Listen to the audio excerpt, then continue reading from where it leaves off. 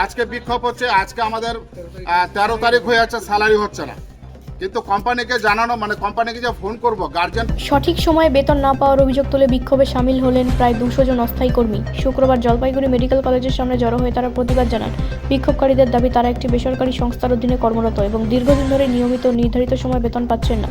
এর ফলে চরম আর্থিক সংকটে পড়তে হচ্ছে তাদের। কর্মীদের একাংশ জানান, মাসিক বেতনের ওপরই তাদের পরিবারের সম্পূর্ণ খরচ নির্ভরশীল। বেতন বিলম্বিত হয় সংসার চালাতে সমস্যায় পড়ছেন তারা।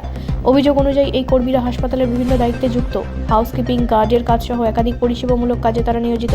নিয়মিত কাজ করেও সময় মতো পারিশ্রমিক না মেলায় ক্ষোভ বাড়ছে বলে জানান বিক্ষোভকারীরা।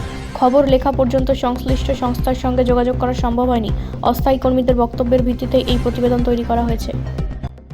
আমাদের 13-14 তারিখের পরে হয়, তারপরে কিছু লোকের প্রথম ধাপে ঢুকে, তারপরে কিছু লোকের বন্ধ থাকে, মানে শেষের দিকে। আমাদের এই মায়নাটা নিয়ে কথা, আর কিছু না। মায়না পাচ্ছেন না এখন? না, আগের মাসেও কি এই সমস্যা? আগের মাসে আমার 20 তারিখে ঢুকেছে।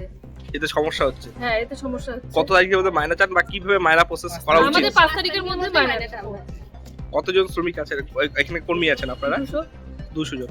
কি নাম আপনার? চুমকিদার। প্রতি মাসে আমাদের এই স্পাই কোম্পানি আসাতে প্রতি মাসেই আমরা প্রত্যেককে ফোন করতে হয়, এমএসবিকে ফোন করতে হয়, কোম্পানিকে ফোন করতে হয়।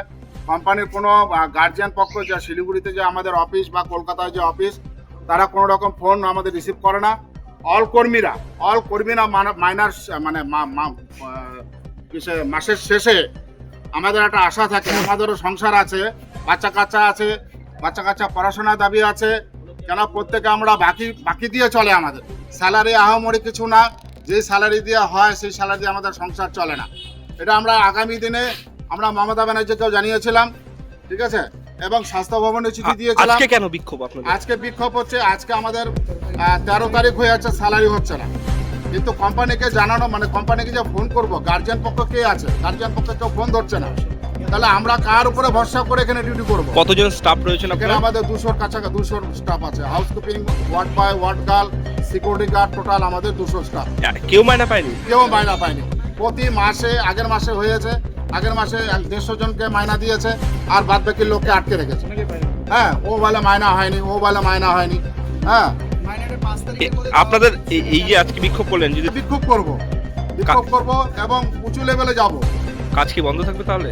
কাজ অবশ্যই, আমরা ইমার্জেন্সি জায়গাগুলো যেগুলো আছে, ইমার্জেন্সি জায়গা চালুই আছে, যেমন আমাদের মিনি ওটি এবং ওপরে 5তলা মিনি ওটি আছে, ওগুলো চালু আছে।